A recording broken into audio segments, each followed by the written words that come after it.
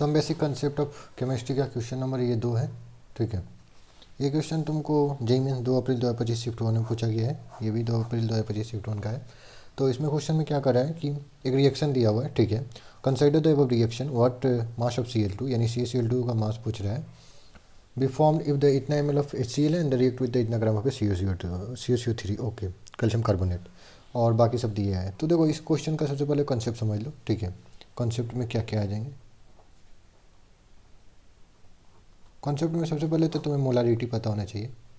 Molarity को M से denote करते हैं। पहले मैं पूरा लिख देता हूँ full form molarity denoted by capital M. Molarity बराबर क्या होता है मोल बटा वॉल्यूम। लेकिन यहाँ पे बहुत लोग मिस्टेक कर देते हैं। वॉल्यूम जो होना चाहिए ना लीटर में होना चाहिए। वॉल्यूम कैसे लीटर में चाहिए। और तुमको दूसरा तो मोल पता ही है। मोल बराबर क्या होता है वेट बटा मोलिकुलर वेट होता है। तो वो लिखूंगा मैं नहीं, ठीक है ना। और मैं मैक्सिमम चांस क्या बोलता हूँ कि हम लोग एक्चुअली मोल से खेलेंगे केमिस्ट्री में। जो फिजिकल केमिस्ट्री हम लोग मोल से खेलेंगे। 2 कॉन्सेप्ट से रजिया उड़ा दिया जाएगा क्वेश्चन का। चलो ठीक है, आ जाओ। मैं क्वेश्चन को कैसे बनाता हूँ मैं बता देता हूँ। ठीक है, जब भी रिएक्शन आएगा तो मैं कैसे बनाऊँगा। सबसे पहले कैल्शियम कार्बोनेट है CaCO3 तुम्हारा सॉलिड है ओके। 2HCl यानी ऑलरेडी बैलेंस इक्वेशन दिया हुआ है, अच्छी बात है, बैलेंस करने की ज़रूरत नहीं है। CaCl2 और aqueous plus CO2 gas plus H2O liquid दिया है। ठीक है, तुम्हारा कैल्शियम कार्बोनेट कितना दिया है 1000 ग्राम दिया है। 1000 ग्राम दिया है, ठीक है ना। और HCl के बारे में दिया है कि 250 ml है और मोलारिटी इतना है। ठीक है ना, मोलारिटी को ऐसे लिख देते हैं कि मोलारिटी ये नहीं क्या, या तो कहेगा मोलारिटी इतना है या तो 0.76 mHCl लिख देगा, यानी समझ लेना है। समझ में है उसका इतना। तो पूछ रहा है कि इसका कितना मास बनेगा, समझो। तो हम कैसे करेंगे, सबसे पहले कुछ भी चीज़ दिया हुआ हम सबसे पहले मोल निकालने वाले हैं। तो देखो कैल्शियम कार्बोनेट का 1000 ग्राम दिया है और इसका मोलिकुलर वेट तुम्हें ही पता है, निकाल लेना। कैल्शियम का बारे ये सबका जोड़ेगा, कैल्शियम का जोड़ोगे उसका बाद सबका जोड़ोगे तो ये तुम्हारा मोलिकुलर वेट 100 आएगा। मोल बराबर क्या होता है मोल वेट बटा मोलिकुलर वेट। तो 1000 को 100 से डिवाइड करोगे तो 10 मोल आ गया। 10 मोल इतना करना पड़ेगा, छोटा मोटा करना। और छोटा मोटा थोड़ा आधा डालो जुबानी करने का। और HCl का बात करें तो ये तो निकालना पड़ेगा। तो आ जाओ इधर निकाल लेते हैं। मैंने क्या बताया मोलारिटी इक्वल टू मोल बटा वॉल्यूम इन लीटर, ठीक है ना। तो मोलारिटी तुमको कितना दिया है 0.76 मोल तुमको फाइंड करना है। और वॉल्यूम भी दिया है कितना है 250 ml। तो 250 ml को लीटर में बदलना है। ऐसे ही मत लग देना, गलती हो जाएगा।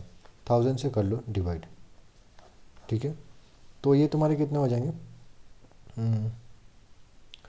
ये करोगे तो ये तुम्हारा हो जाएगा ना 0.76 इंटू इसको 0.25 आ जाएगा ना 25। और इधर डिवाइड में था, इधर भेजे तो मल्टीप्लिकेशन में गया, ये मोल आ गया।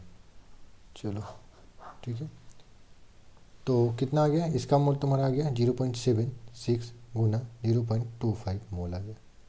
ठीक है, अब हमें इसका निकालना है सिंपल। अब इसका हमको वेट भी निकालना है ना। तो सबसे पहले हम मोल निकालेंगे। और मोल निकाल के क्या कहते हैं वेट बराबर क्या होता है मोल इंटू मोलिकुलर वेट, उससे निकालेंगे। समझ में आया। तो देखो सबसे पहले जब भी फाइंड करना है ना एक बार लिमिटिंग रिएजेंट चेक कर लेना। लिमिटिंग रिएजेंट कैसे चेक करते हैं, कॉन्सेप्ट नंबर 3 ले लो। LR कैसे चलते हैं, लिमिटिंग रिएजेंट को शॉर्टकट में LR लिखते हैं। सबसे पहले मोल बटा कोफिशिएंट करो, मोल बटा कोफिशिएंट। जिसका सबसे कम आएगा, जिसका सबसे कम आएगा उसी के अकॉर्डिंग प्रोडक्ट बनेगा। नहीं, जिसका सबसे कम आएगा वो LR होगा, लिमिटिंग रिएजेंट होगा। मैं लिमिटिंग रिएजेंट का कंसेप्ट समझा देता हूँ। देखो तुम्हारे पास ये कलम होगा, किधर गया ढक्कन इसका, इधर। कोई फैक्ट्री है, सिंपल सा बात है, कलम बनाती है और ये ढक्कन बनाती है, ठीक है ना। तो ये बताओ कलम और ढक्कन को मिला के एक कंप्लीट कलम बनता है कि नहीं बनता है। ये मान लो तुम्हारे 10 बने हैं और ढक्कन तुम्हारे पास 5 बने हैं। तो तुम्हारा कंप्लीट कलम कितने बनेंगे, तुमको 5 ही बनेंगे। 5 क्यों बनेंगे, क्योंकि ये 5 है ये 10 है। ये 10 होने से कोई मतलब नहीं है, या तो ये 10 हो गए ये तो 5 हो गए। तो इसके अकॉर्डिंग बनेंगे क्योंकि दोनों का हमें नीड है। तो जो मिनिमम होता है वो हमारा लिमिटिंग रिएजेंट होता है। लिमिटिंग रिएजेंट का कंसेप्ट क्यों लाते हैं, जो लिमिट में है उसके अकॉर्डिंग ही प्रोडक्ट बनेगा। मान लो अगर दोनों 10-10 तो 10 बने, कोई लिमिटिंग रिएजेंट नहीं। ये 5 हुआ है ये 10 हुआ है, तो तुमको 5 ही प्रोडक्ट मिलने वाला है, 10 नहीं मिलेगा फाइनल प्रोडक्ट। समझ में आया। तो लिमिटिंग रिएजेंट कैसे पता करते हैं, मोल को कोफिशिएंट से डिवाइड करो, जिसका सबसे कम आएगा, ठीक है ना, वो एल आर होगा। समझ में, ये कॉन्सेप्ट हो गया। ढक्कन हटा दो। तो ये तुम्हारा 10 मोल है, ये तुम्हारा ये कितना है, एक बार गुना कर ले क्या, कर ही लेते हैं, कर ही लेते हैं। आ जाओ, कितना है इधर कर लो, 7 6 और 25 में गुना करना है। चलो 25 छः 150 के, जीरो हाथ में 15, और 25 सत्तर कितना हो जाएगा, 25 छः 150, 25 सत्तर 175, और 175 और 15 जोड़ दो तो कितना, 15 से जाता है 190, तो 190 हो जाएगा, ठीक है 1900। और दशमलव कितने थे, इसमें भी दो दस है, इसमें भी दो, तो दो दो चार हो जाएगा, यानी इतना हो जाएगा 0.19, यानी तुम्हारे कितना आ गया, 0.19 मोल आ गया।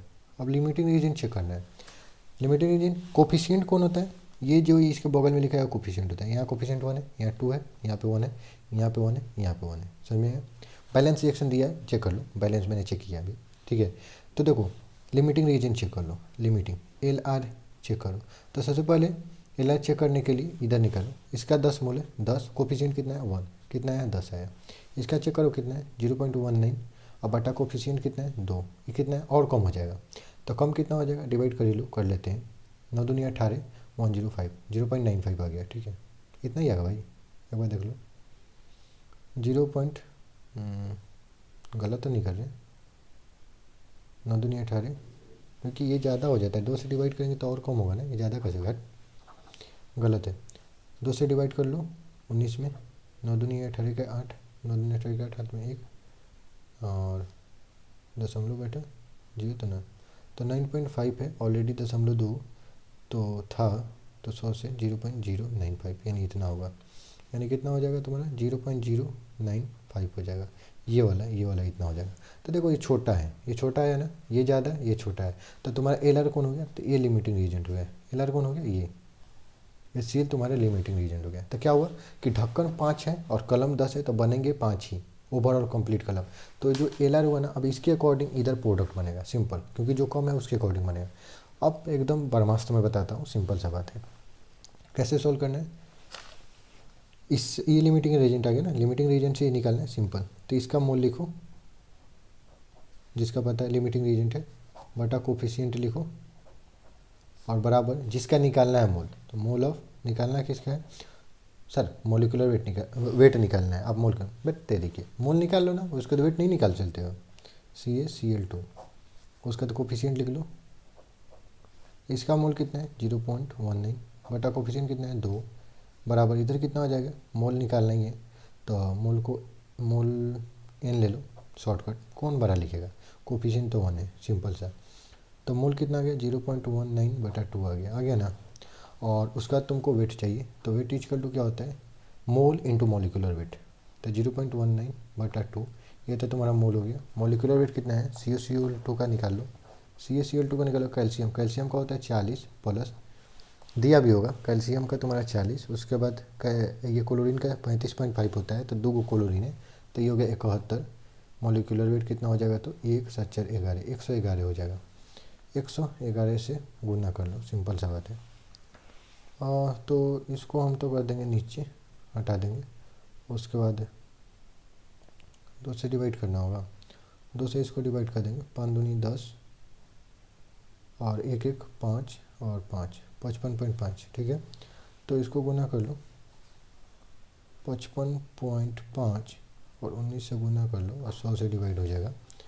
तो कर लेते हैं, 19 5 95 का 5 हाथ में 9, 19 5 95, 95 9, 95 9 104, 104 के 4 हाथ में 10, 19 5 95, अब 95 और 10 105, ठीक है। दशमलव एक उठता तो दशमलव एक बैठा लो, 1054.5 बटा 100 है, तो 100 का तुम 2 को जीरो इधर बैठा लोगे 100, तो इसको दशमलव तो नहीं घसका लो उधर, तो 10.545 ग्राम तुम्हारा आंसर होगा।